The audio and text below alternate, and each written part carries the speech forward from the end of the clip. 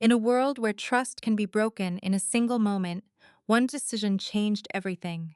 What started as love turned into betrayal, and what seemed like weakness became unstoppable strength. When the truth finally came to light, the one who was underestimated rose up and rewrote their own ending. But this story is more than drama. It's a reminder that pain can shape you, but it doesn't define you.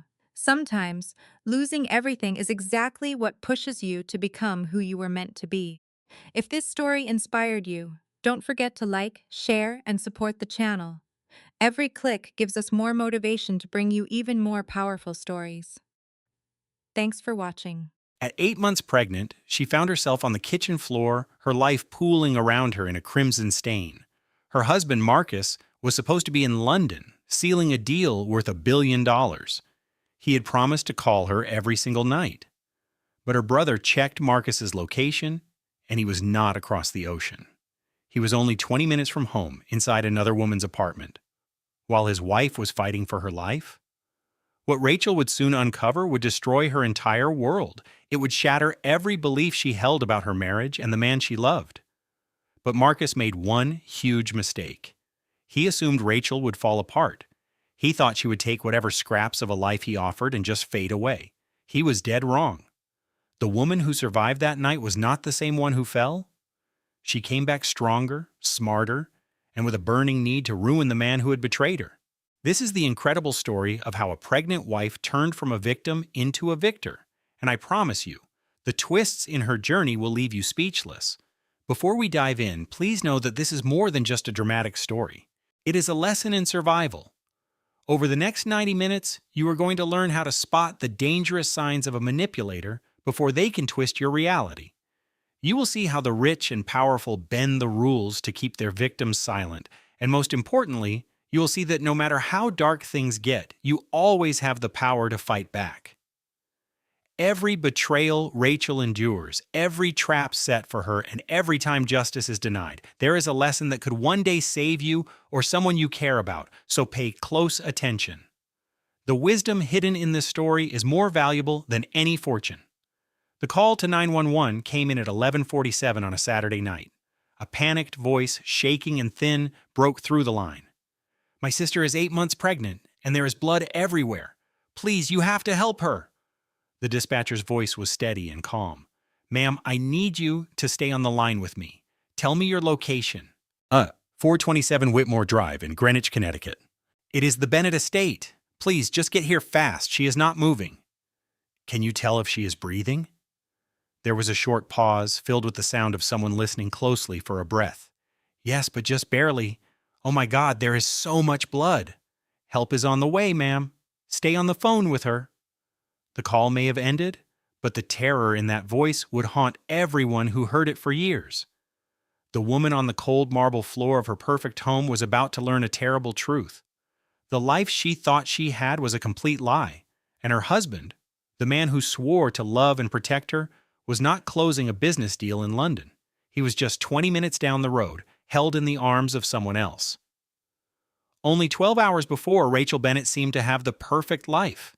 At 32 years old, she had it all. She lived in a gorgeous mansion that was once featured in a magazine, her husband was worth over $2 billion, and she was expecting a baby girl in 4 weeks. The nursery was already perfect. The walls were painted a soft pink, and tiny clothes were neatly folded in drawers. Those drawers alone cost more than the old car Rachel used to love to drive. But Marcus made her get rid of it. He insisted she needed a safer car for their baby. So a new Tesla sat in the garage, while her 10-year-old Honda was given away without her even knowing. "It is just a car, Rachel," he had said when she was upset. "I am just trying to keep our family safe." That was Marcus. He was always protecting, always providing, and always deciding what was best for her. Rachel was in her grand living room placing white roses in vases for her baby shower. In a few hours, 30 of her friends and family would arrive to celebrate baby Emma. But they were mostly the wives of Marcus's friends.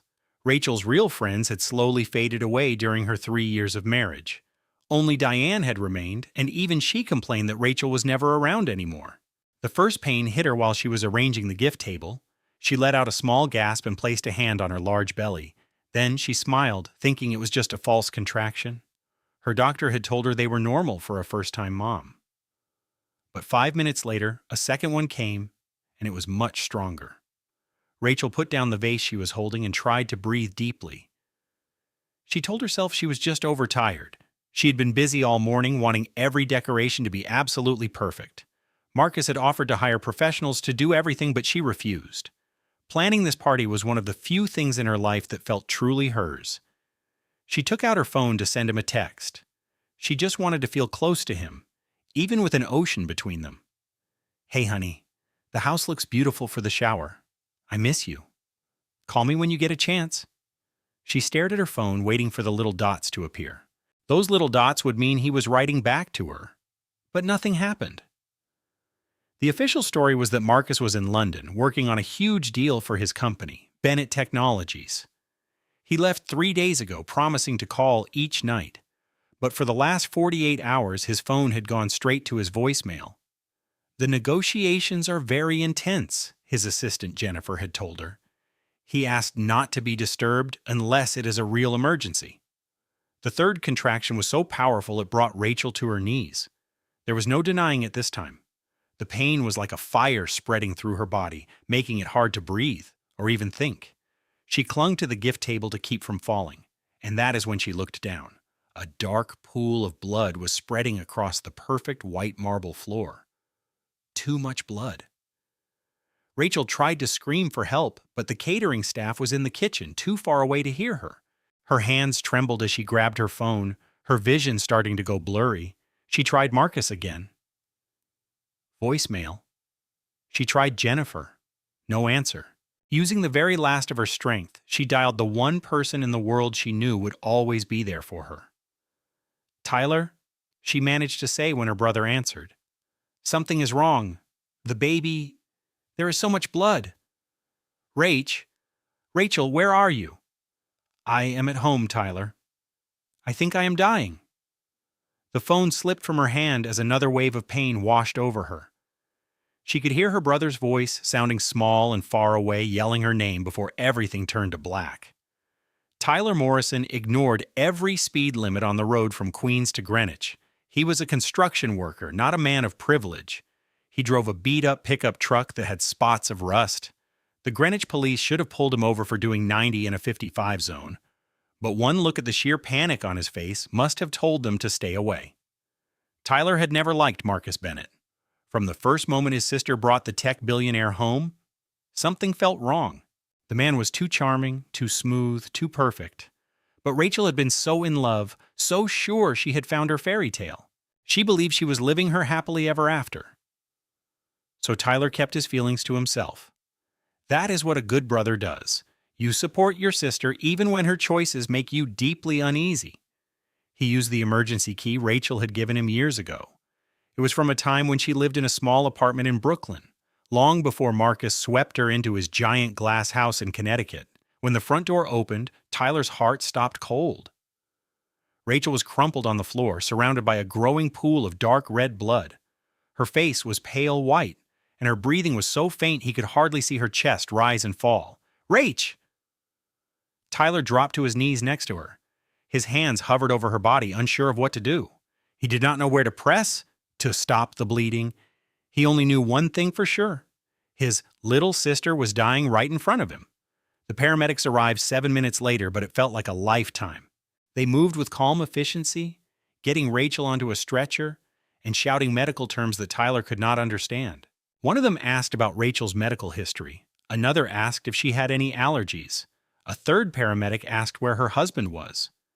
That question hit Tyler like a punch to the stomach. Where was Marcus?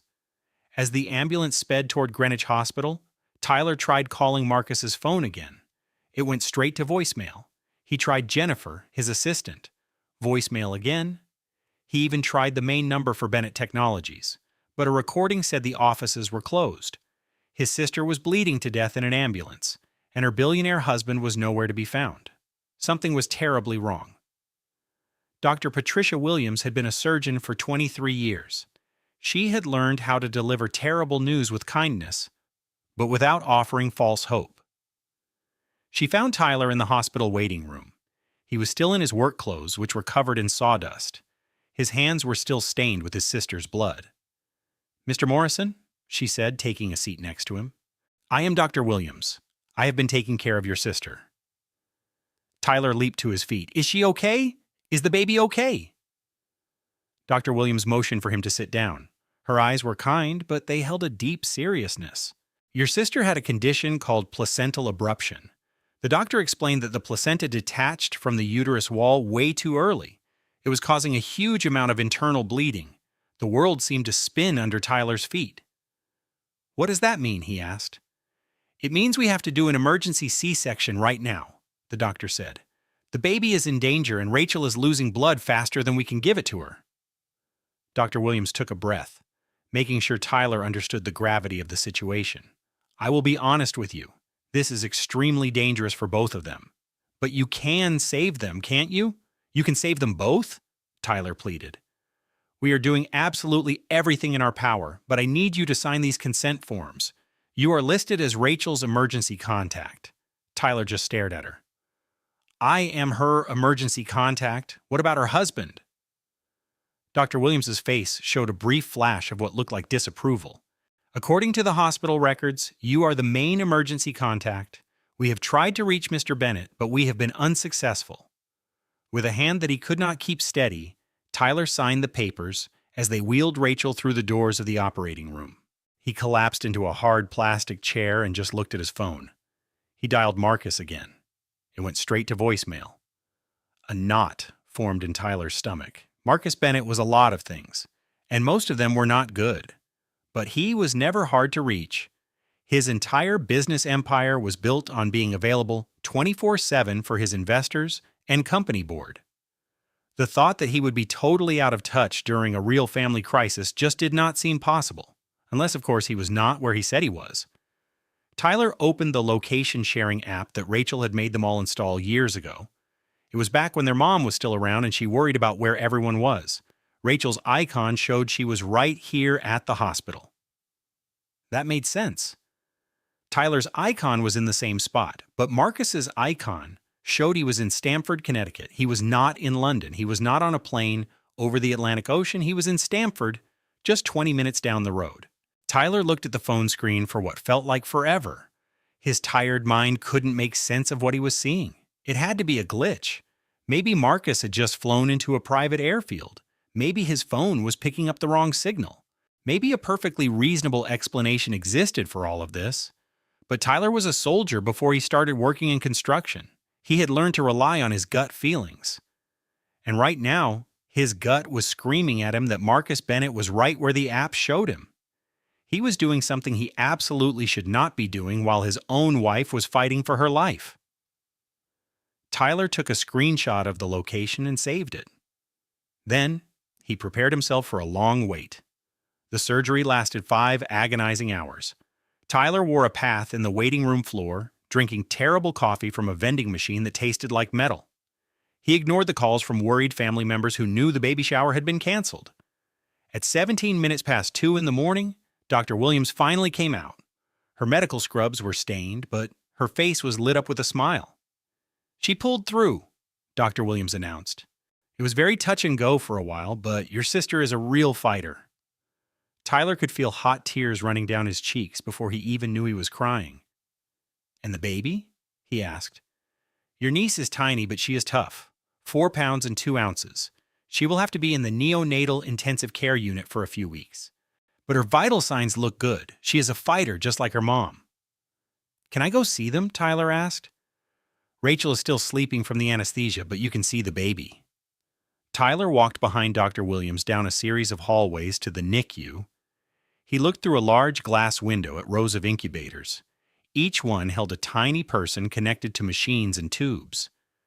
Dr. Williams pointed at one of them. "That is Emma," she said. Tyler placed his hand flat against the cool glass. The baby was so incredibly small, with skin so thin you could almost see through it. Her little chest moved up and down with every tiny breath. She had a full head of dark hair just like Rachel's. "Your mom is going to be fine, little one," Tyler whispered.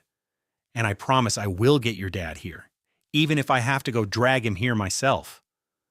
but his first step was to figure out exactly where Marcus Bennett was.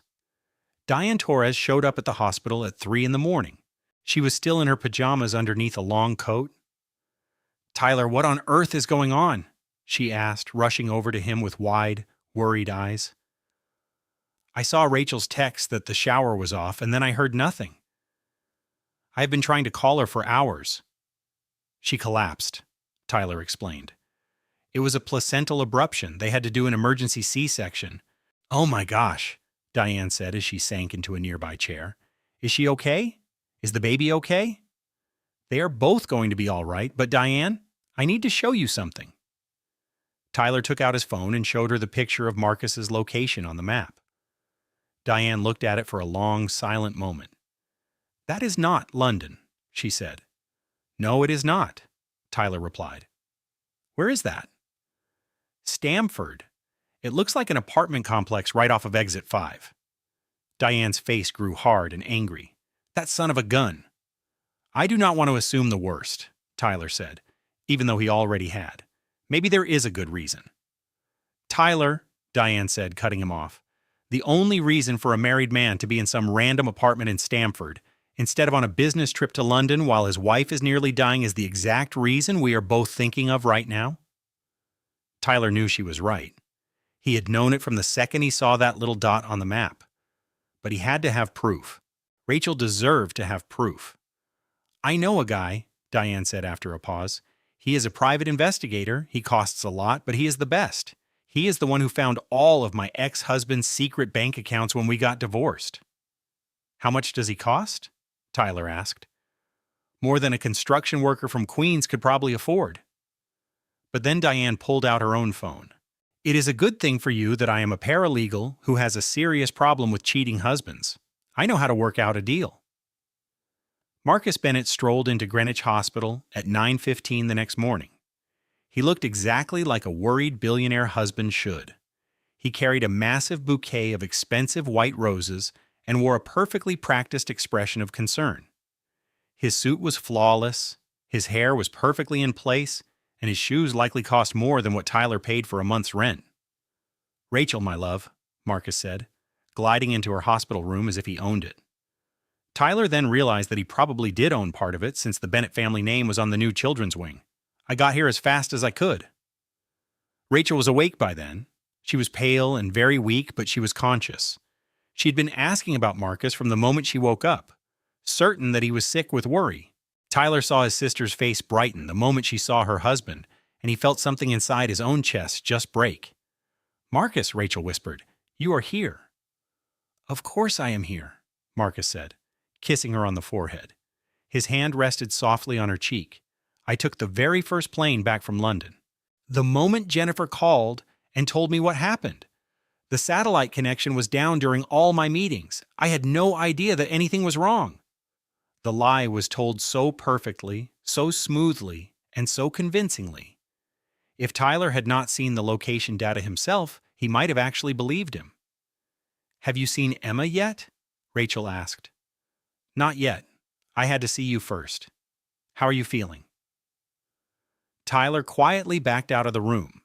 He could not bear to watch Marcus play the part of the loving husband for one more minute. Out in the hallway, his phone vibrated. It was a text message from Diane. "My guy can see us tomorrow. He said he can find out exactly where Marcus was and who he was with. But Tyler, are you positive you want to do this? Once Rachel finds out, you can never take it back." Tyler looked through the window at his sister.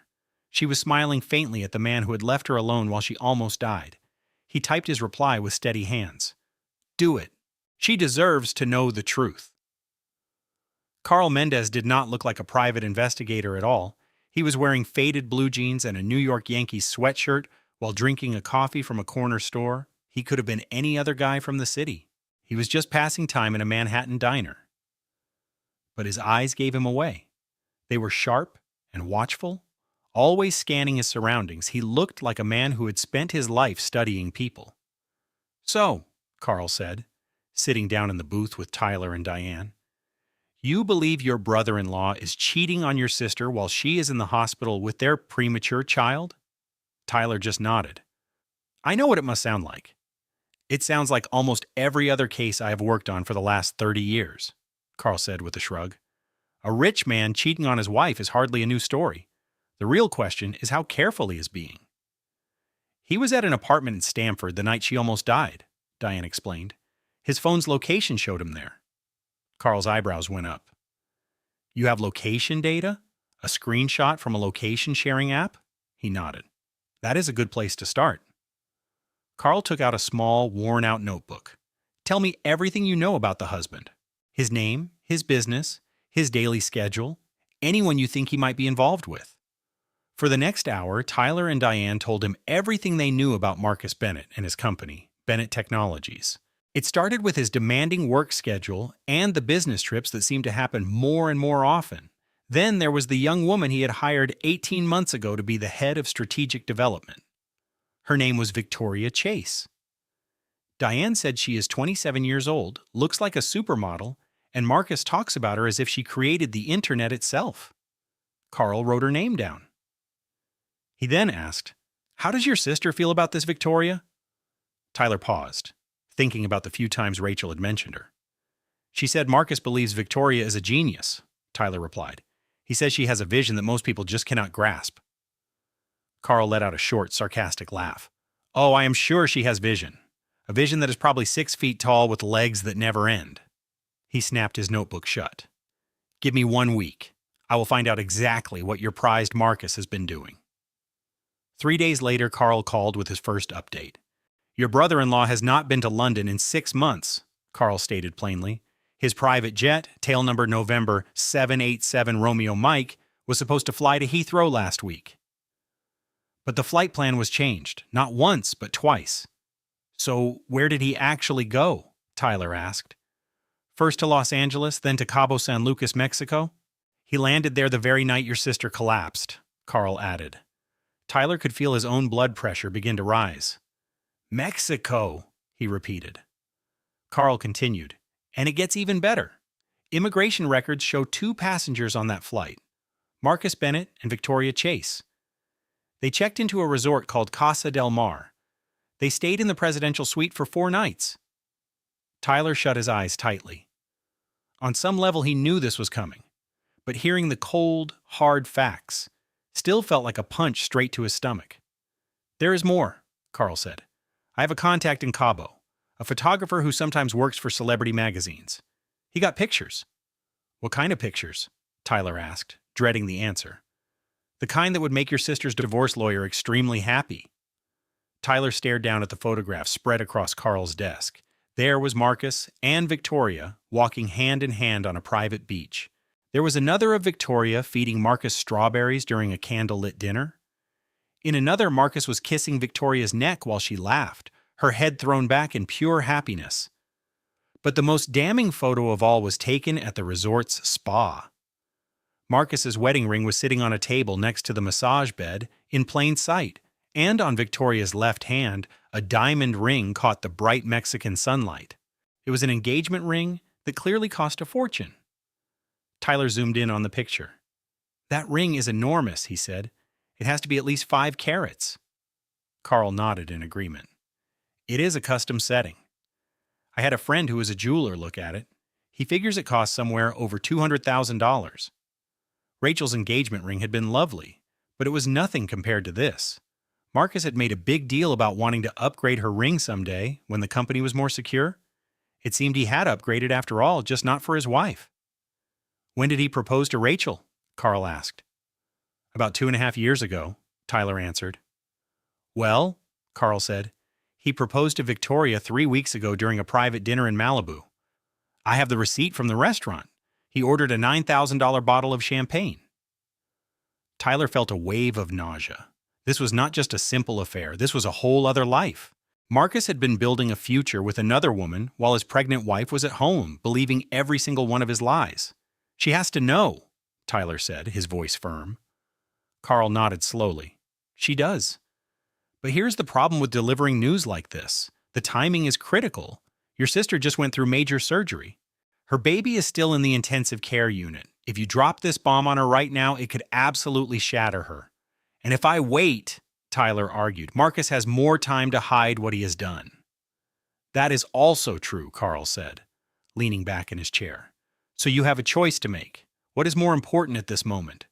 Getting justice or protecting your sister's health? It felt like an impossible decision, and Tyler had no idea what to do. But in the end, Rachel made the decision for him. When Tyler arrived at the hospital that afternoon, Rachel was sitting up in her bed. Something about her was different.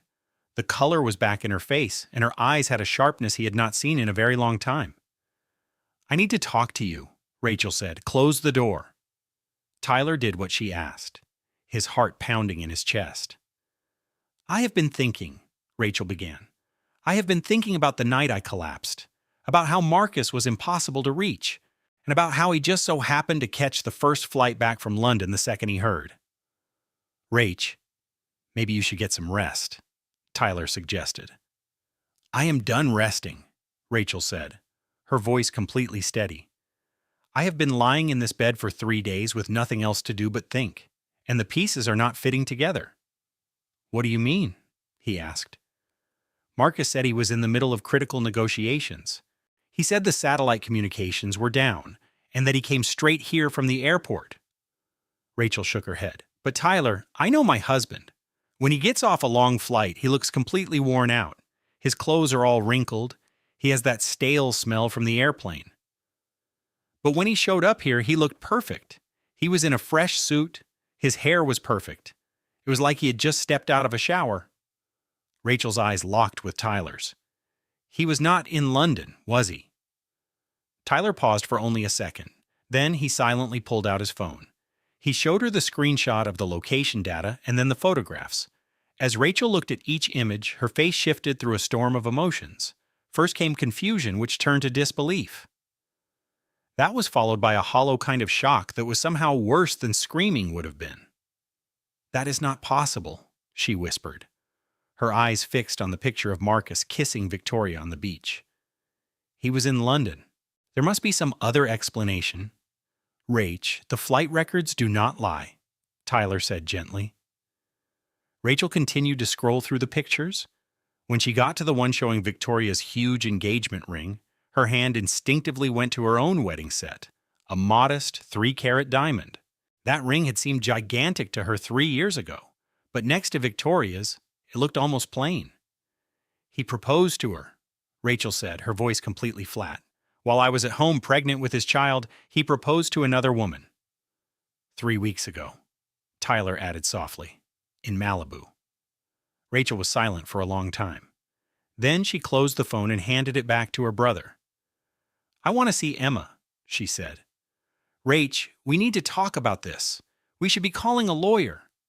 "I need to see my daughter," she repeated. Tyler helped Rachel into a wheelchair. He recognized the tone in her voice. It was the same quiet determination she had used when their father left them as kids.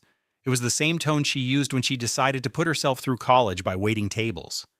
It was the tone she used when she built her career from the ground up, long before Marcus convinced her to give it all away.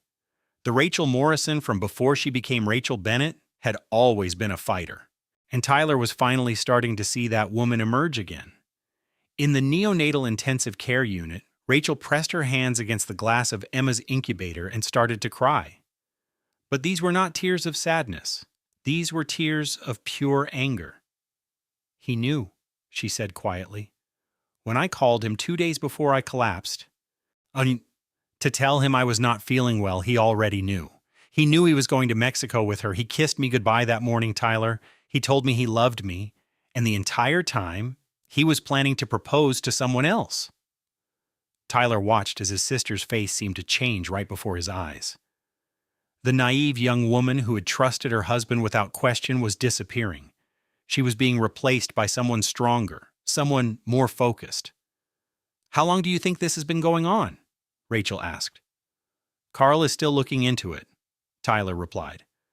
"But based on the flight records, they have taken at least 6 trips together in the last year. It was always when Marcus told you he was traveling for business." Rachel was quiet for several minutes, her hand still resting on the warm plastic of Emma's incubator. When she finally spoke, her voice was much stronger. "I want to know everything, every trip, every lie, every single dollar he spent on her. I want receipts, photographs, bank records. I want everything." Rach, maybe you should just focus on getting better first. This can all wait. No, it cannot, Rachel said. She turned to face him, and Tyler saw a look of steel in her eyes that he had never seen before. Because he is going to come back here eventually. And when he does, he is going to have a perfectly good explanation for everything. He is going to make me feel like I am crazy for ever doubting him. He is going to twist this all around and somehow make it my fault. Tyler knew she was right. Marcus had an incredible talent for manipulation. He was an expert at making other people question their own sanity. But if I have proof, Rachel continued, if I have evidence that he cannot deny or explain away, then I will have the power. For the first time in 3 years, I will finally have some power. What are you going to do? Tyler asked. Rachel looked back at her daughter, Emma, who was sleeping peacefully, unaware of the machines keeping her alive. I am going to protect my daughter, she said, and I am going to make sure that Marcus Bennett pays for every single lie he has ever told me. 2 weeks later, Rachel was released from the hospital. Emma would need to stay in the intensive care unit for a few more weeks, but Rachel was finally strong enough to go. She did not go back to the mansion in Greenwich. Instead, she checked into a hotel near the hospital. She told everyone she just wanted to be close to Emma. But the real reason was simpler and much more painful. She could not stand the thought of being in that house. The thought of going back to that house was terrifying. It was the place where her world had shattered, where every room held ghosts of a life she now knew was a lie. Her friend Diane helped her get settled, arriving with comfort food, a bottle of wine, and the straightforward friendship Rachel desperately needed. So what is the game plan? Diane asked, pouring 2 large glasses of Pinot Noir. First, Rachel said, I need a lawyer, a really good one, someone who handles divorces with a lot of money involved and is not scared of going after a billionaire. Diane's face broke into a wide grin. Girl, I have been waiting 3 years for you to say those words. I know just the person. Helena Cross was even better than Rachel could have imagined. At 48 years old, she had built a reputation as the toughest divorce lawyer in Manhattan. She was famous for never backing down from powerful men and their high-priced legal teams.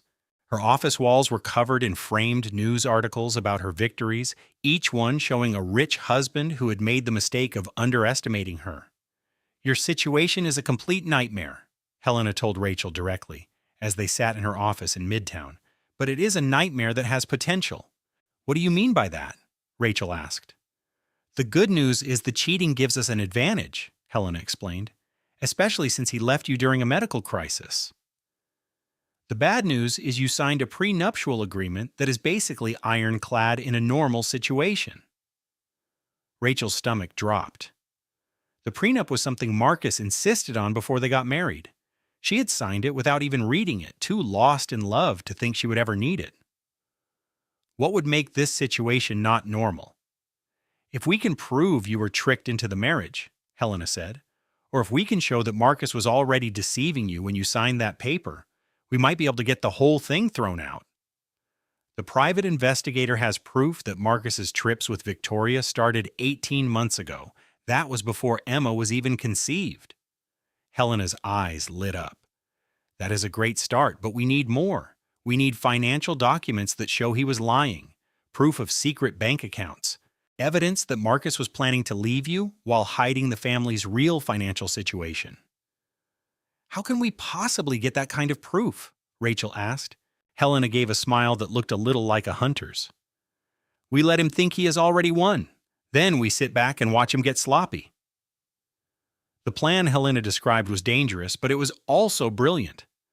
Rachel would act like the broken-hearted wife, thankful for any small amount of money Marcus decided to give her. She would pretend to be focused only on Emma's health, not on fighting over their assets. At the same time, Helena's team would secretly investigate the finances of Bennett Technologies. Carl, the investigator, would keep digging into Victoria's past, and Rachel would collect any proof she could find from inside the home. The entire plan depends on them thinking you are not a threat, Helena said. Wealthy men like Marcus expect women like you to just take what they are offered. They think you would rather do that than fight and risk getting nothing. We are going to use his own arrogance against him. But what if he is right? What if I do fight and I lose it all? Helena leaned in closer. Then you will lose it all with your head held high, and your daughter will always know that her mother was brave enough to stand up for her. Rachel thought of Emma, so tiny and weak in her hospital incubator. She thought of everything she wanted to give her daughter: safety, a stable home, and a mother who refused to be pushed around. When do we get started? Helena smiled. We already did. That night, Rachel went back to the giant house in Greenwich for the first time since she collapsed. Marcus was there waiting in the living room with a bottle of champagne chilling in a silver bucket. His smile was warm and welcoming, the perfect image of a husband thrilled to have his wife back. I thought we had something to celebrate, he said, pouring 2 glasses. Emma is doing so much better, and you are finally home from that hospital. This is very thoughtful, Rachel said, taking the glass but not taking a sip. She had learned over the years that Marcus only acted this generous when he felt guilty about something. I have been thinking a lot about our future, Marcus went on, about the kind of life we want to create for Emma. Rachel forced her face into a look of hopeful curiosity. Oh? I know all my work travel has been hard on our marriage, so I have been thinking about changing my role at the company. I want to promote Victoria to Chief Operating Officer. She has been taking care of most of the daily business anyway, and she is extremely talented. This would give me more time to be here with you and Emma. Rachel felt sick to her stomach. Marcus was basically offering to give his mistress a huge promotion while pretending he was making a sacrifice for his family. That sounds like a very big job for someone so young, Rachel said, choosing her words with care. Age is not important when you have a clear vision, Marcus replied. Victoria understands the future of technology in a way most people just cannot. I'm sure she does, Rachel said. Marcus did not catch the sarcasm in her voice at all. Actually, I was thinking it would be nice for you two to meet properly. She has been asking about you. She was very worried about your health. The nerve of this man was almost unbelievable. But Rachel just smiled and nodded, playing the part of the thankful wife. Maybe once I'm feeling a little stronger, she said. Of course, there is no need to rush. Just then, Marcus's phone buzzed. He looked down at it with an expression Rachel knew well. It was that same eager smile, that same secret look of happiness. I have to take this. It is a business emergency. He walked out onto the patio, and through the glass doors, Rachel could hear bits of his conversation. It was not business talk. It was soft laughter and whispered sweet nothings. When he came back inside, his face was carefully blank again. Sorry about that. Crisis handled. Rachel went up to bed early, saying she was tired. But she stayed awake for hours, listening to the muffled sound of Marcus's voice as he continued his phone call with Victoria. The battle had officially begun, and for the first time, Rachel was ready to fight. 3 weeks after she got out of the hospital, Rachel got the call she had been praying for. Helena called at 7 in the morning, her normally calm voice full of excitement. We got him, Helena said. Bennett Technologies has been funneling money through offshore accounts for the last 2 years. Fake companies, hidden money, tax schemes that are almost illegal. Rachel's heart started to pound. How much money? A low estimate is $50 million. All of it should have been part of your shared marital property.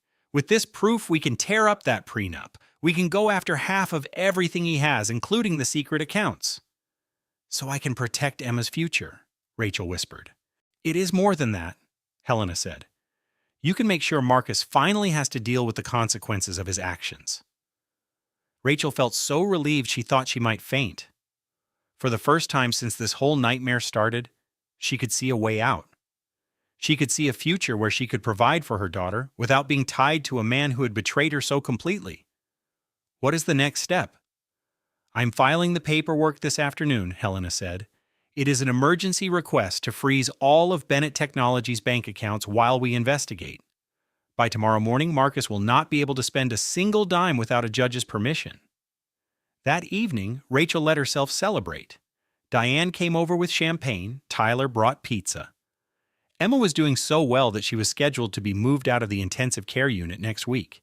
Everything was finally falling into place. Here is to karma finally doing its job, Diane said, raising her glass. To my sister, Tyler added. who is about to take that snake for everything he is worth. Rachel smiled, and it was a real, genuine smile for the first time in months. To Emma, she said, to our new beginning. They ate and drank and laughed, and for a few wonderful hours, Rachel forgot all about the betrayal and the pain. She checked on Emma through the hospital's video feed. Her daughter was sleeping soundly, gaining more weight every day and getting stronger. Everything was going to be all right. The next morning, Rachel woke up to a phone call that destroyed her world all over again. Mrs. Bennett? It was Jennifer, Marcus's assistant. Her voice sounded strangely cold and professional. Mr. Bennett needs you to come to the house right away. There are some documents that you need to sign. What kind of documents? I cannot say, but he said it is urgent. A cold feeling washed over Rachel, even though the hotel room was warm. Something was very wrong. Marcus never needed her to sign anything urgently. He had a team of accountants and lawyers for that. I will be there in an hour, she said. She tried to call Helena on her way to Greenwich, but the call went straight to voicemail. She tried Diane. Voicemail. She tried Tyler. Voicemail. By the time she drove up to the mansion, Rachel's hands were trembling. Marcus was waiting for her in the formal living room, and he was not alone. A woman Rachel had never seen before sat next to him on the white sofa. She was older, very well dressed, with the look of someone who was used to expensive lawyers and making expensive threats. Standing behind them was a man in a police uniform. Rachel, Marcus said, his voice full of fake worry, please have a seat. We need to have a talk. What is going on? Who are these people? This is Margaret Ellis, Marcus said. She is a supervisor appointed by the court. A supervisor for what? Marcus let out a heavy sigh, acting as if he was deeply sad. Rachel, I truly did not want things to get to this point, but I have been told that your recent behavior is a serious threat to Emma's safety. Rachel felt as if the ground had just opened up beneath her. My behavior? Your paranoid accusations, Marcus said, shaking his head with fake pity, hiring private investigators. This strange idea that I was having an affair when I was just working overseas. Dr. Patterson has told me he is worried you might have postpartum psychosis. I do not have postpartum psychosis. Denial is often one of the symptoms, the woman named Margaret said sharply, along with paranoid delusions, obsessive actions, and not being able to tell the difference between what is real and what is in your head. Rachel's blood turned to ice. This could not be happening. This cannot be happening. What are you saying? The officer stepped forward. He did not seem happy about his part in this situation. Mrs. Bennett, the court has issued a temporary order. It restricts your access to your daughter until you complete a psychiatric evaluation. Restricting my access? She is my daughter! And she will remain safe in your husband's care while you receive the help that you need. Marcus stepped forward, holding his arms out to Rachel. Sweetheart, I know this is difficult, but we all just want what's best for Emma. That includes you getting better. Rachel took a step back from him. Do not touch me, she ordered. You see, Margaret said, making a note on her clipboard. Paranoid avoidance behavior. It is a classic symptom. I am not paranoid, Rachel insisted. I have proof that he was cheating on me. What proof? Marcus's voice was calm and reasonable. Proof that I was at a colleague's apartment to discuss business? Proof that I had dinner with coworkers while I was traveling? Rachel, the mind can interpret innocent events as threatening when it is not well. The photographs, Rachel said desperately. The flight records, the engagement ring. Marcus held out his hands in confusion. What photographs? What flight records? Darling, I have been in London for the entire trip. The whole board of directors can confirm that. He then gestured toward an engagement ring. As for a ring, Marcus said, holding up his left hand where his gold wedding band shone, I am already married to the most wonderful woman in the world. Rachel just stared at him, her thoughts spinning. The proof. Helena had the proof. Carl had the pictures. I need to call my lawyer, Rachel said, her voice shaking. I am sorry, but that will not be possible at the moment, a woman named Margaret said, stepping forward. As part of this evaluation, we must limit contact with outside parties who could be contributing to your delusions. This is crazy, Rachel said. "You cannot do this to me." The police officer looked uncomfortable. "Ma'am, I have a court order right here. I am legally required to take you to the Pinehurst Wellness Center for a 72-hour evaluation. We can do this peacefully, or we can do it the hard way." Rachel looked at each face in the room. There was Marcus, with his fake expression of loving concern. There was Margaret, looking cold and professional. And there was the police officer who looked sorry but firm. She understood then that she had been perfectly trapped. "Let me just get my purse," Rachel said softly. "Let me say goodbye to my daughter." Margaret's voice was cold and final. She said, "I am sorry, but that is not an option. Contact with your daughter could be harmful to you right now." In that single moment, the entire horrifying picture became clear to Rachel. Her husband, Marcus, was not just aiming to win a divorce. He was trying to prove she was mentally unfit. He wanted to take their daughter, Emma, and completely remove Rachel from her life. And she'd walked straight into his perfectly laid trap. The Pinehurst Wellness Center was a place where rich families made their problems disappear. The building was stunning, with perfect lawns and private rooms that felt more like luxury hotels than a medical facility. The staff always smiled and spoke in calm, reassuring tones. But underneath it all, it was a prison. Rachel spent the first 24 hours in a daze. They took away her phone. They replaced her clothes with plain gray sweatpants and a shirt. They even took her jewelry, right down to her wedding band. On the second day, a psychiatrist named Dr. Morris came to her room. "Mrs. Bennett," he began softly, "could you tell me why you believe you are here?" "I am here because my husband is trying to take my daughter away," Rachel answered, "and because my lawyer betrayed me." Dr. Morris wrote something down in his notebook. "Your husband has mentioned that you've been having some paranoid thoughts.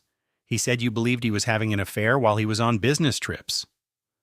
"I have pictures," Rachel insisted.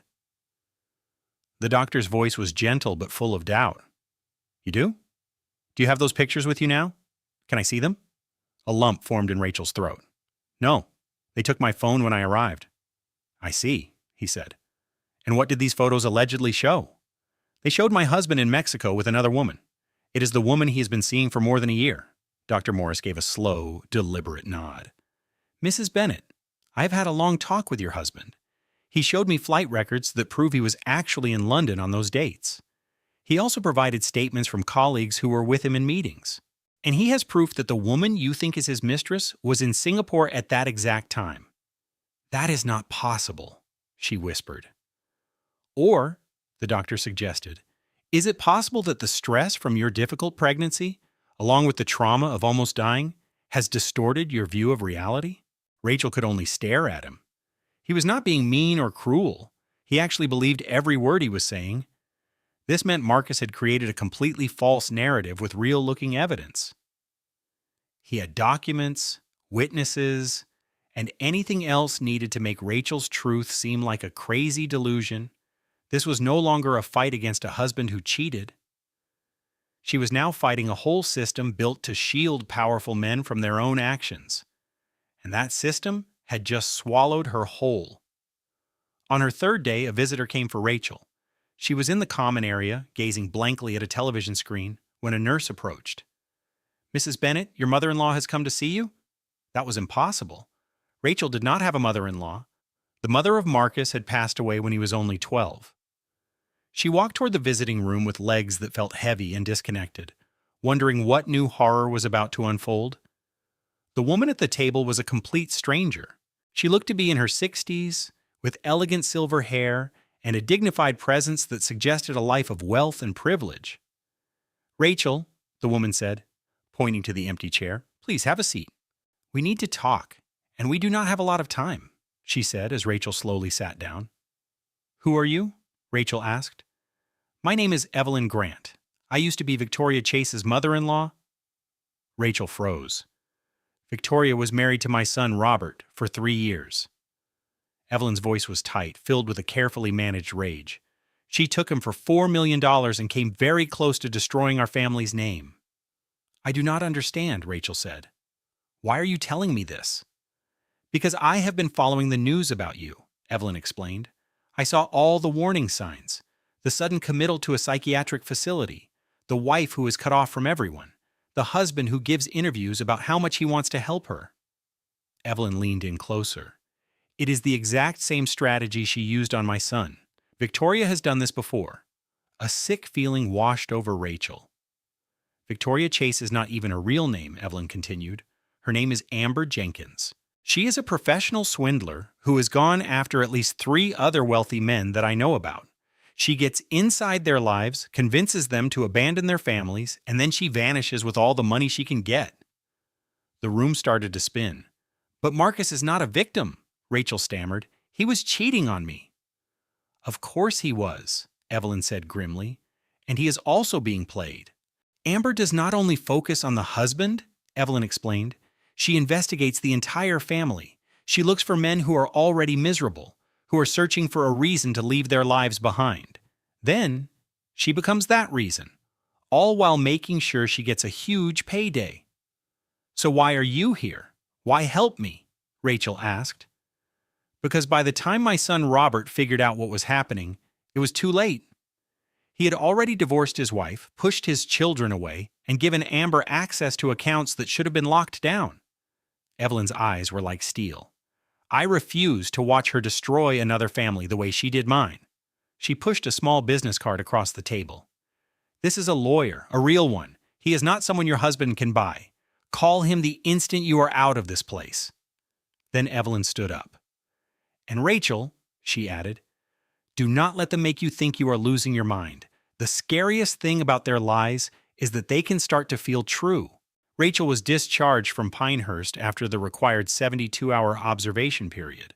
The official report stated that while she was under extreme stress, there was no sign of psychosis or any condition that would make her an unfit mother. But when she got to Greenwich Hospital to see Emma, a security guard stopped her at the entrance to the intensive care unit for newborns. I am sorry, Mrs. Bennett, the guard said, looking uneasy. Your right to visit has been limited until a court can review the situation. Limited? That is my baby in there. I know, ma'am, but we have a court order. You are only allowed supervised visits for 1 hour once a week. Through the glass doors, Rachel could see the nursery. And standing right next to Emma's incubator was Marcus. He was holding their daughter, smiling down at her, acting like the perfect, loving father for anyone who might be watching. Rachel slammed her fists against the glass, screaming his name, but it was no use. Security escorted her out of the hospital. Her friend Diane was waiting for her, tears running down her cheeks. Rachel, I am so sorry. I tried to call you. I tried to visit that place, but they refused to let anyone see you. What about Helena, the evidence? It is all gone, Diane said, her voice trembling.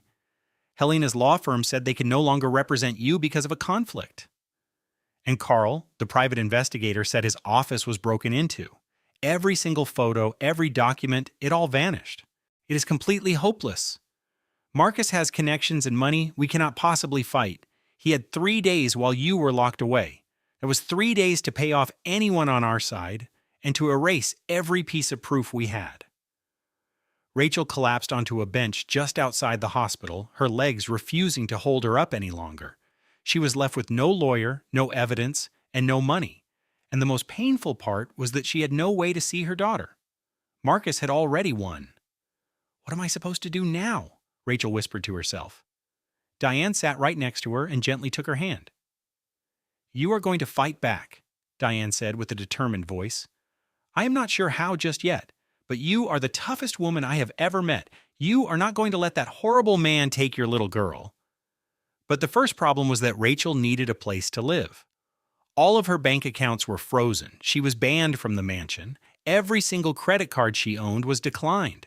She was married to a billionaire, yet she could not even pay for a single night in a hotel. You are coming home with me, Diane insisted. My couch is not glamorous, but it is all yours for as long as you need it. That evening, as she lay on Diane's old, worn-out sofa in that tiny apartment in Queens, Rachel just stared at the ceiling. She tried to understand how her entire life had crumbled around her. It was a total nightmare. She had $47 in her purse, a daughter she was not allowed to see, and a husband who had successfully painted her as an unstable woman to the entire world. She had absolutely nothing else to lose. And as she was about to learn, that made her far more dangerous than Marcus could ever have guessed. For the next 2 weeks, Rachel walked around in a daze of complete sadness. She had to pump breast milk that she knew she could never give to her own baby. She sent out applications for jobs that would never consider hiring her. Her name was now linked to news articles about the ugly divorces of the wealthy. She made call after call to lawyers, but as soon as they heard she was challenging Marcus Bennett, not one of them was willing to take her case. The entire system was built to defeat people just like her, and it was working perfectly. Then, on a gloomy Tuesday morning, her world shifted. Diane was at her job. Rachel was all alone in the small apartment, aimlessly looking at job postings that she knew were a dead end. That is when she heard a knock on the door. She was not expecting company. In fact, she had stopped expecting anything at all. When Rachel looked through the peephole, she saw a woman she knew instantly. It was Victoria Chase. Rachel's hand started to shake as she reached for the doorknob. Every part of her was screaming not to open that door.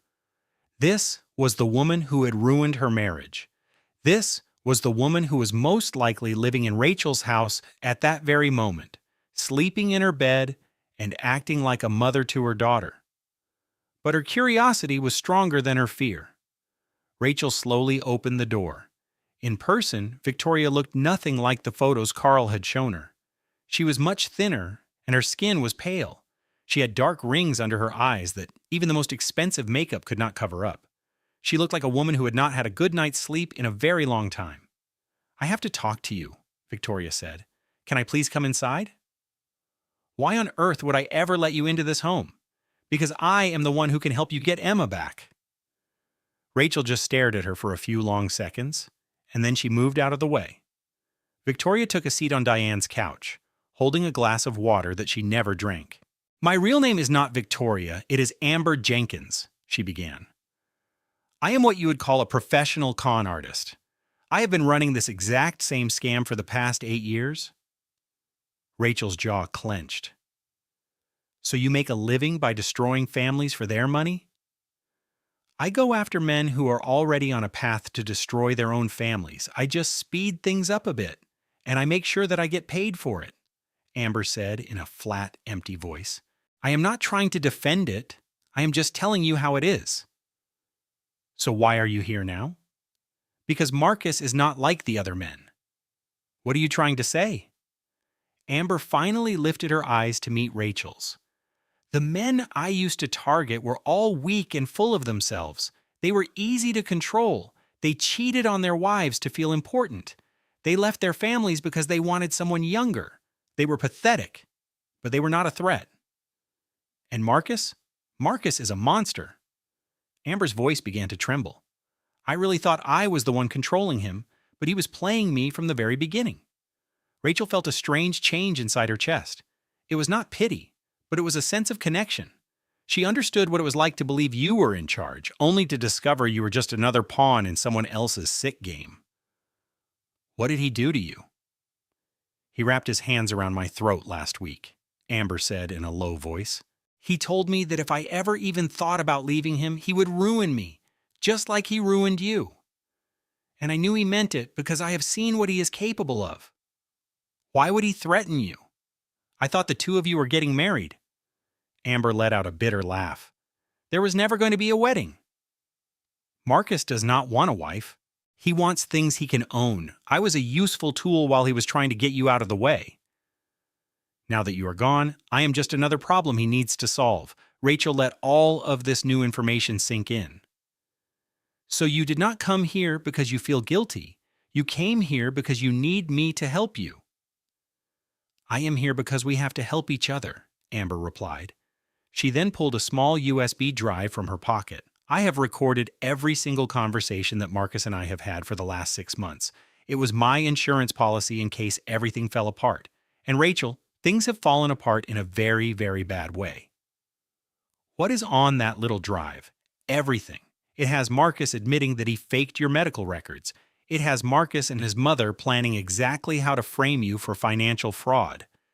It has Marcus talking about how he would make sure you never saw Emma again."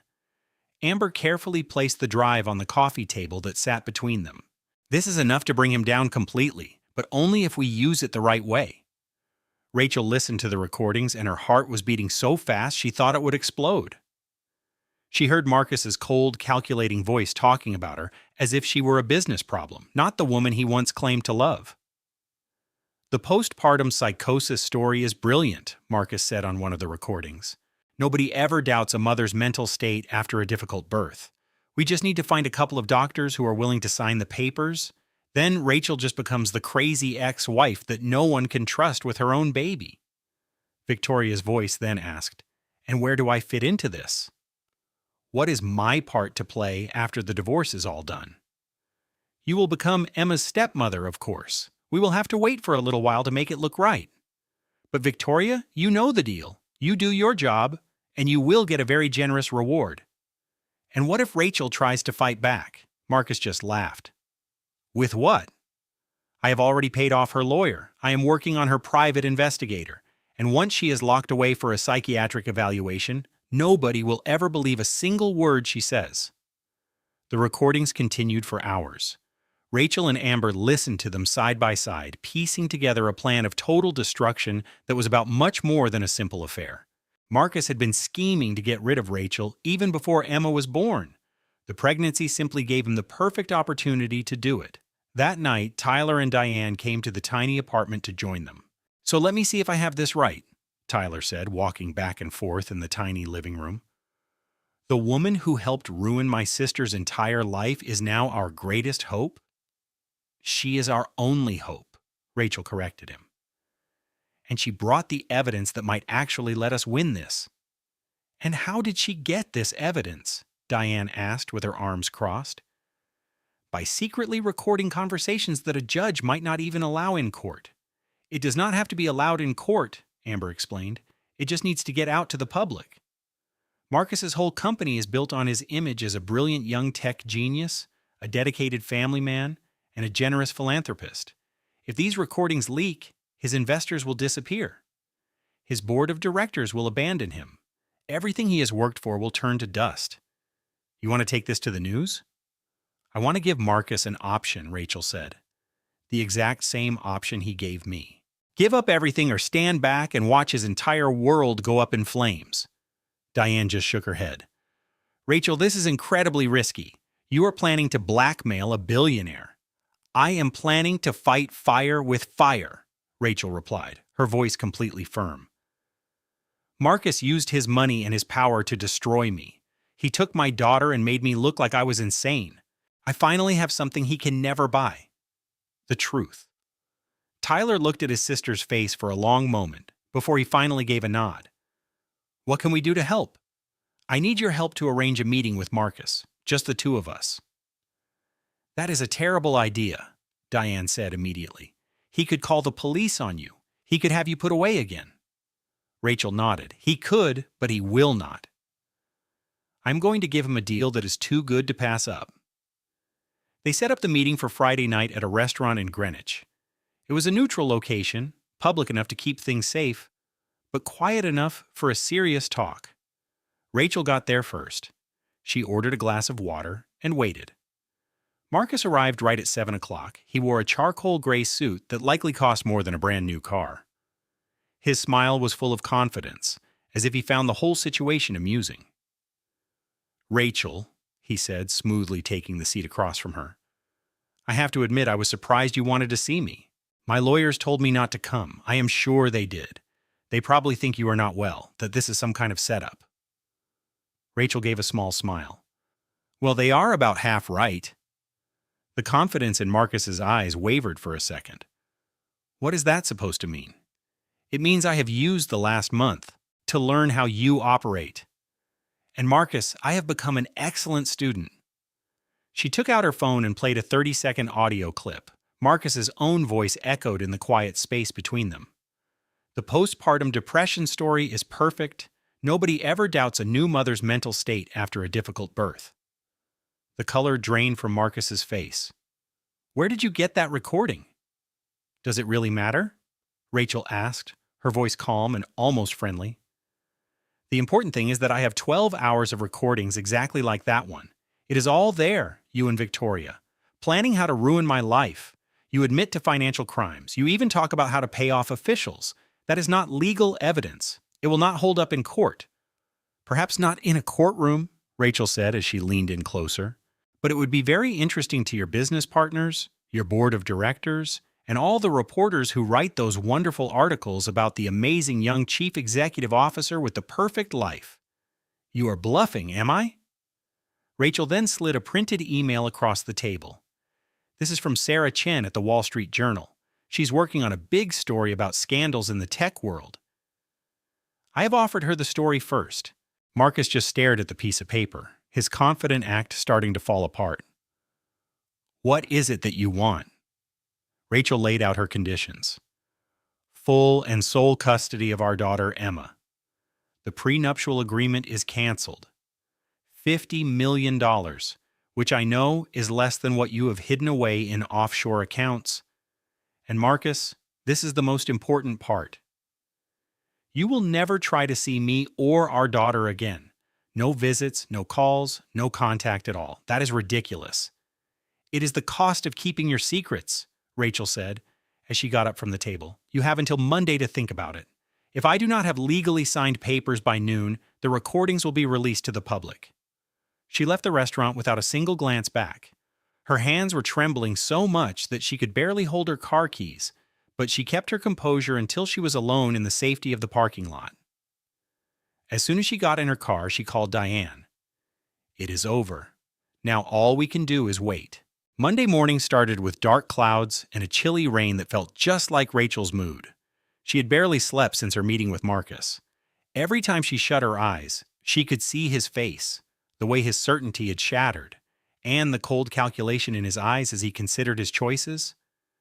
She knew she had backed him into a corner, and a trapped animal is always the most dangerous. At 11:45, her phone buzzed. It was a text message from a number she did not recognize.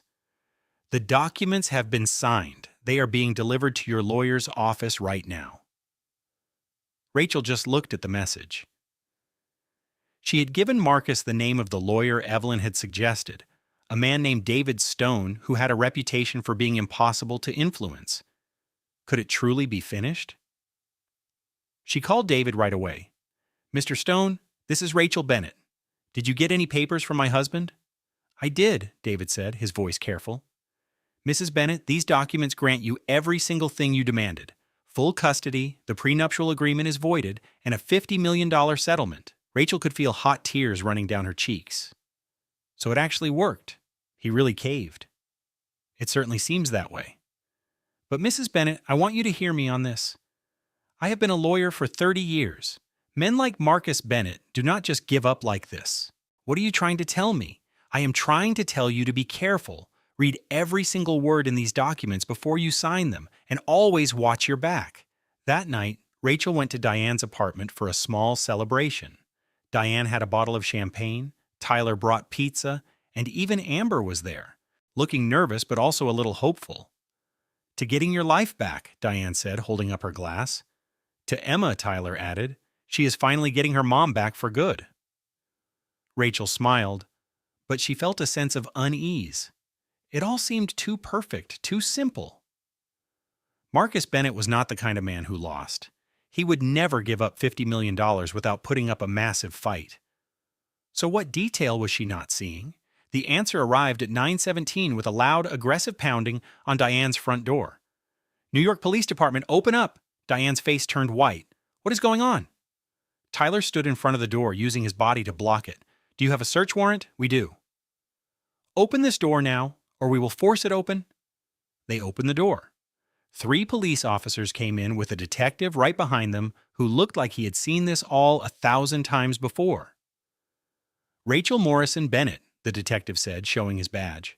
You are being placed under arrest for wire fraud and extortion. Rachel's entire world seemed to spin. What?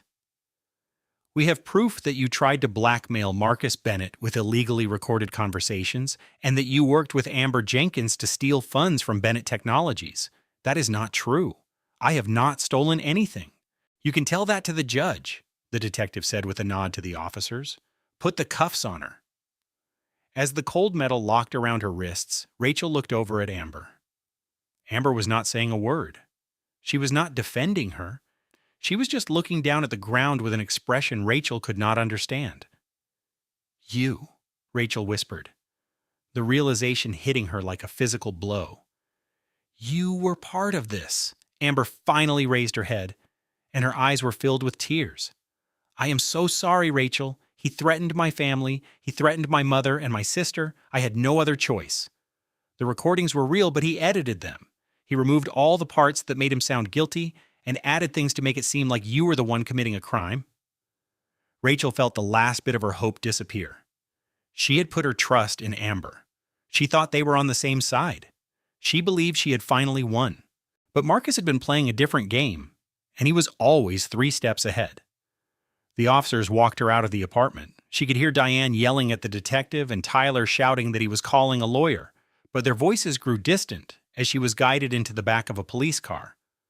Through the window, she saw Amber one last time, standing in the doorway. Amber mouthed 2 silent words just before the car drove away. I am sorry. The holding cell at the Manhattan Detention Center was cold, gray, and filled with the smell of hopelessness. Rachel sat on a hard metal bench with her head in her hands, trying to figure out how everything had collapsed so quickly. She had been so close to getting everything back. She had the signed papers, the custody of her daughter, her freedom. And now she was facing serious federal charges that could send her to prison for many years. At 2 a.m, a guard came to her cell. Bennett, you have got a visitor. Rachel walked with the guard to a visiting area, thinking it would be David Stone or maybe Diane, but the woman who was waiting for her was a complete stranger. She looked to be in her 60s with silver hair and was dressed elegantly, even at this late hour under the harsh lights. Mrs. Bennett, the woman said, my name is Margaret Bennett. I am Marcus's mother. Rachel stood there completely frozen. Marcus had told her his mother was dead. He tells that to everyone. It is much simpler than admitting that she refuses to have anything to do with him. Margaret pointed to the chair on the other side of the table. Please, have a seat. We do not have a lot of time.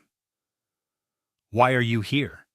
I am here because my son has turned into a monster, and I will not stand by and watch him destroy another innocent life. Rachel slowly sat down, her mind spinning. Another woman?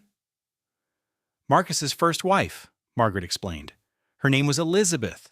She passed away in a car crash 8 years ago, at least that is what the official report says. And what does the unofficial story say? Elizabeth was trying to leave him. She had proof of his affairs, his financial crimes, his abuse. She was planning to take their son and just vanish. Margaret's voice was filled with an old, deep sadness. She died just 2 weeks before their divorce was supposed to be final. A single car accident on a wet road. There were no witnesses. You believe Marcus had her killed? I believe my son will do anything to protect his empire. And Rachel, she said, leaning forward, I believe you are in far more danger than you even know. I am already in jail. I am facing federal charges. Those charges are going to vanish, Margaret assured her. That is not Marcus's real goal.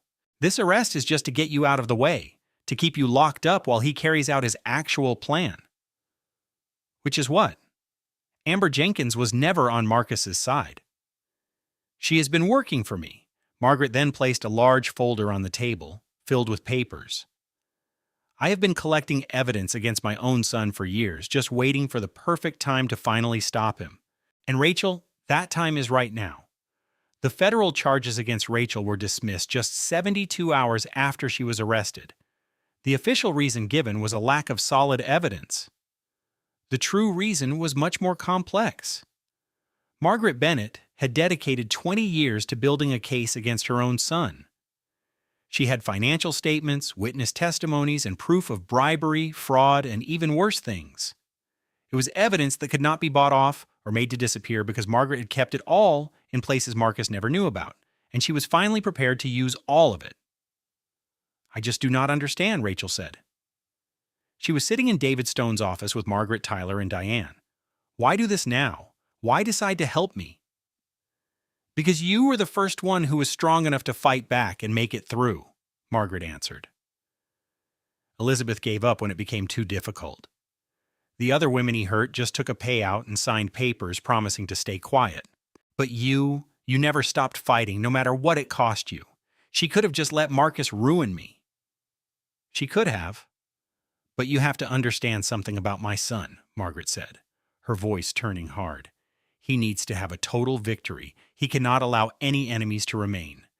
If you had just taken his money and disappeared quietly, he might have just let you leave, but you stood up to him. You threatened him.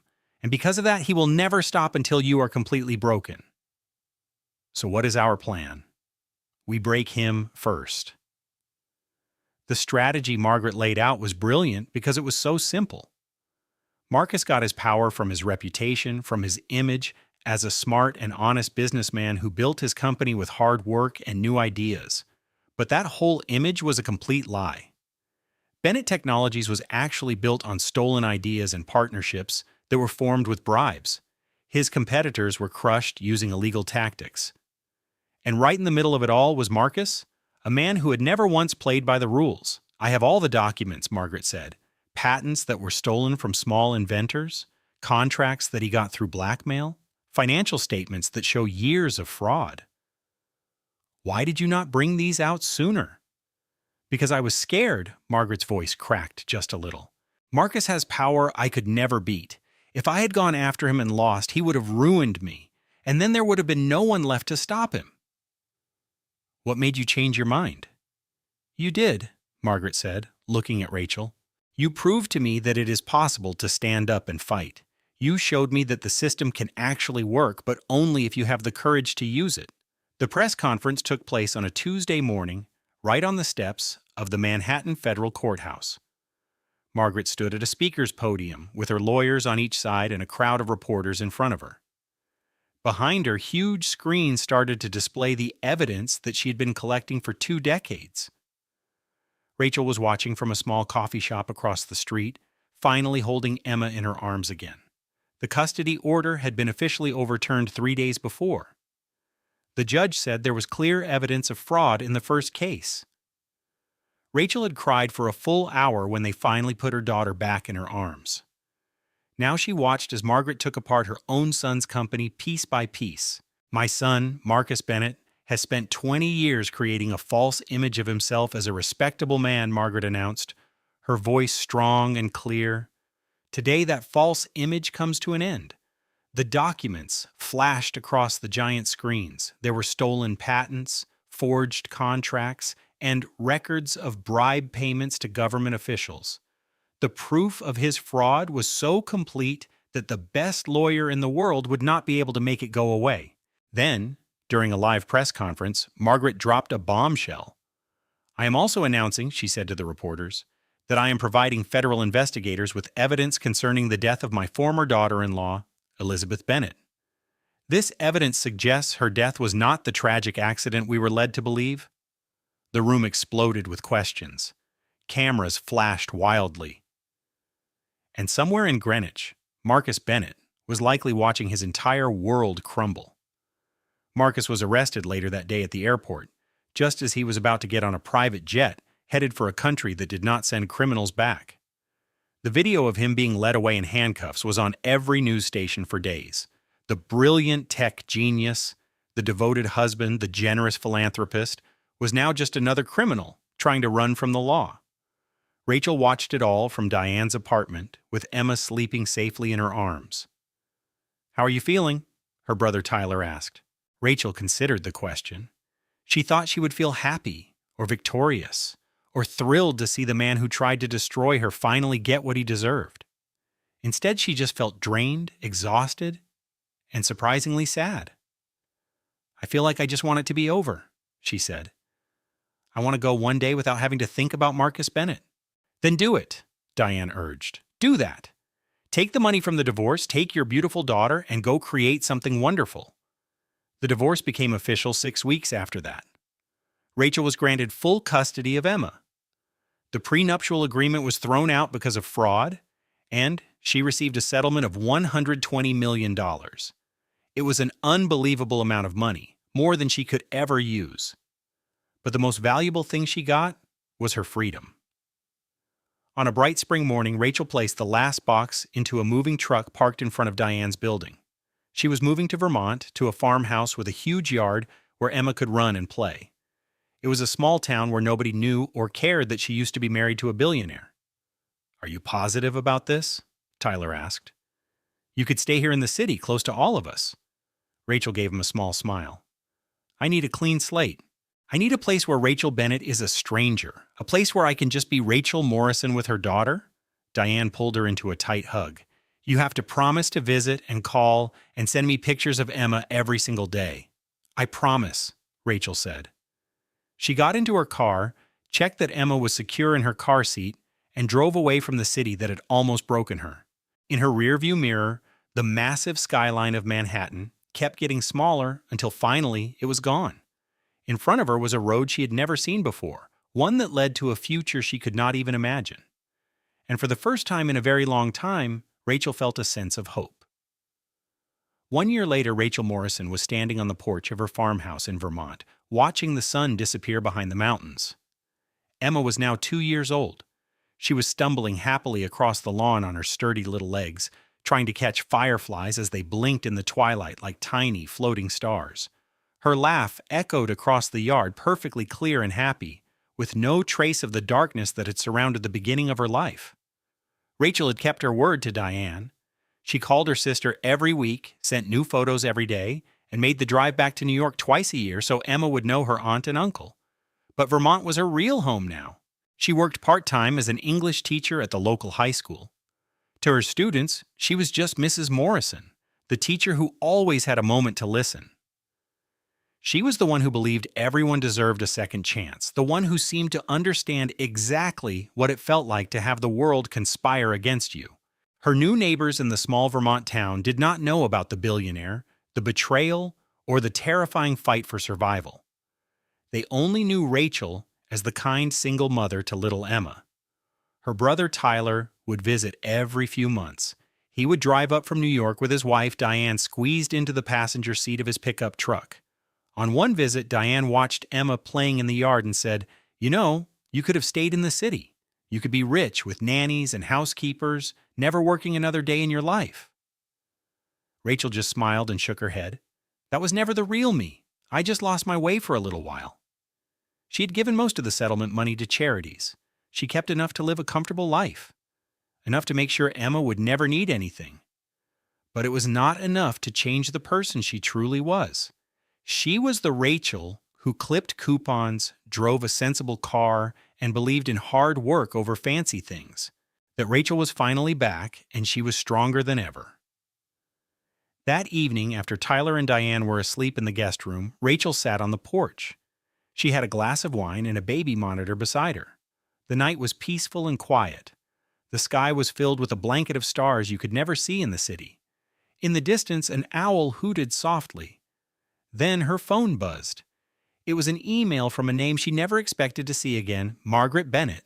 The subject line just said, "An update." Rachel opened it. "I wanted you to know that the trial for Marcus ended yesterday. He was found guilty on all charges. The judge gave him 25 years in prison with no chance of parole. I testified against my own son. It was the most difficult thing I have ever done, but it was the right thing. Elizabeth deserved justice. You deserved justice.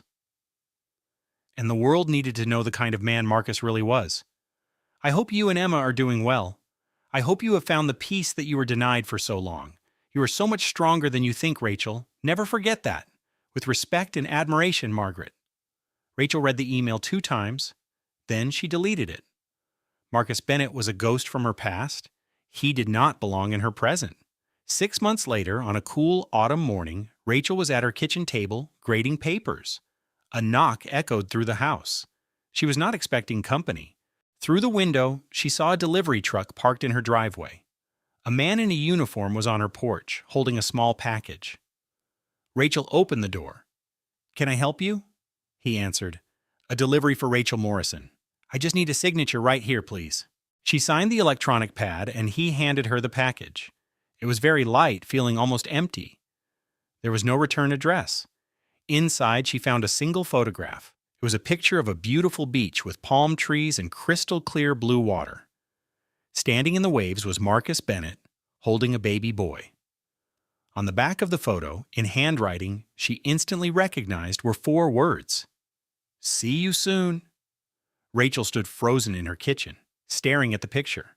Her heart was pounding in her chest. Marcus was supposed to be in prison 25 years. No parole. But the man in the photograph was him. It was the same face, the same arrogant posture, the same cold, empty eyes.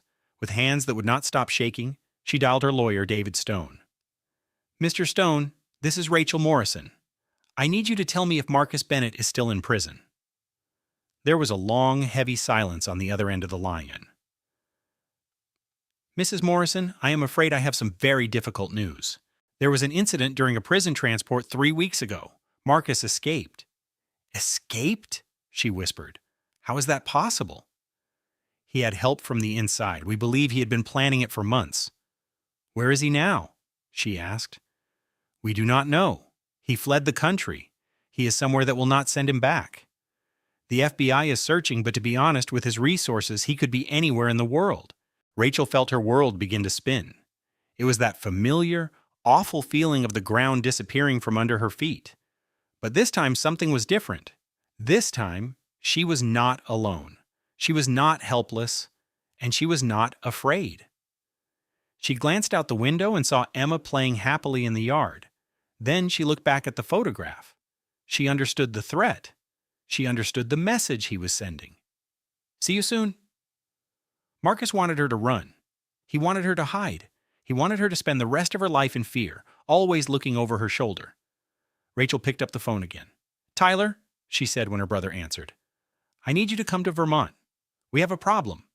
What kind of problem? He asked, his voice filled with concern. Her own voice was calm and steady. The kind that does not go away on its own. Marcus is out. He sent me a message. She heard him swear under his breath. Son of a... I will be there tonight. Bring Diane, she added. And Tyler? Pack like you are staying for a while. She ended the call and walked back to the window.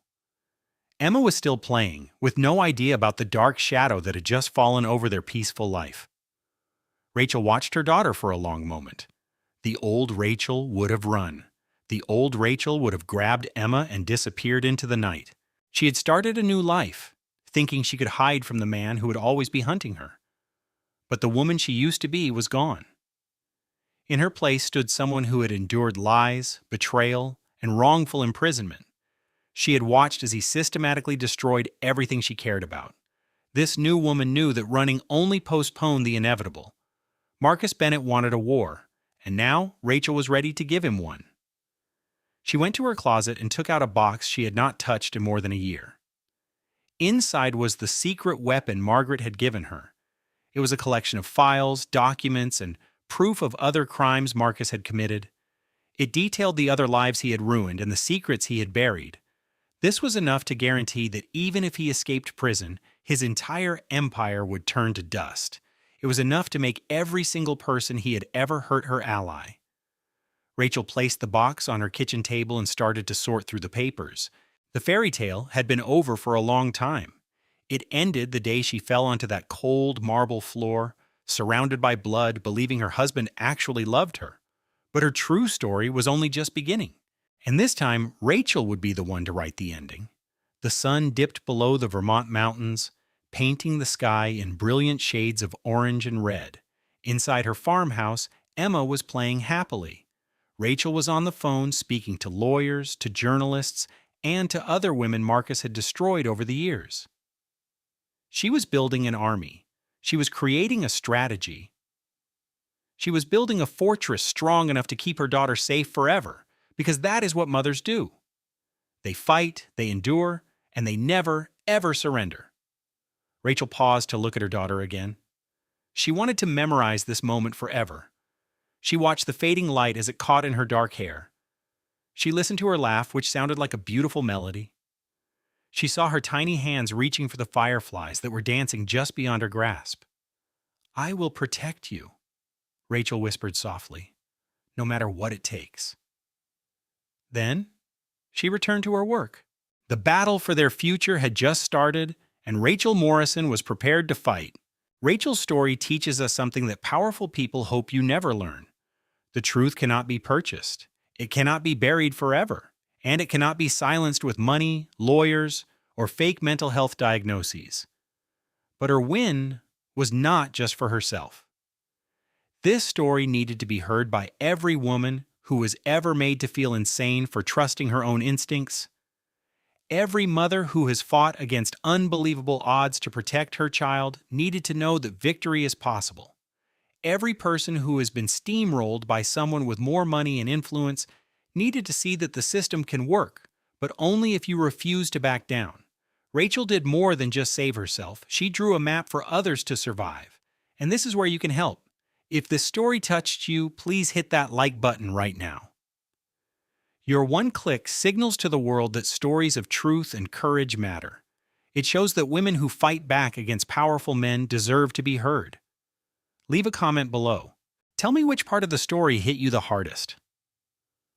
Was it that awful moment when Rachel was pounding on the glass?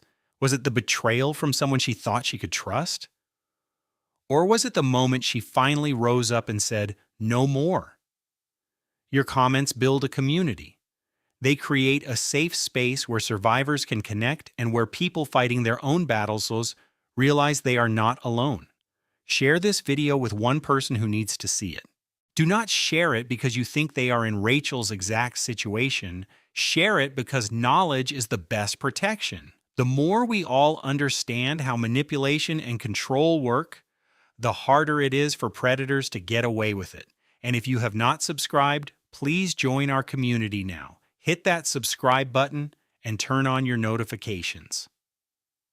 Next week, we will share another incredible story that will make you question everything you thought you knew about trust, betrayal, and the cost of speaking out. Always remember this. You are stronger than the people who try to break you. You are smarter than the people who look down on you. And you are so much braver than you think. Until next time, keep fighting for your truth. A final note. Our team puts immense care into researching, developing, and editing every story we share. Every single twist, every character, and every emotional moment was created to entertain, educate, and empower our audience. We are grateful that you choose to spend your time with us.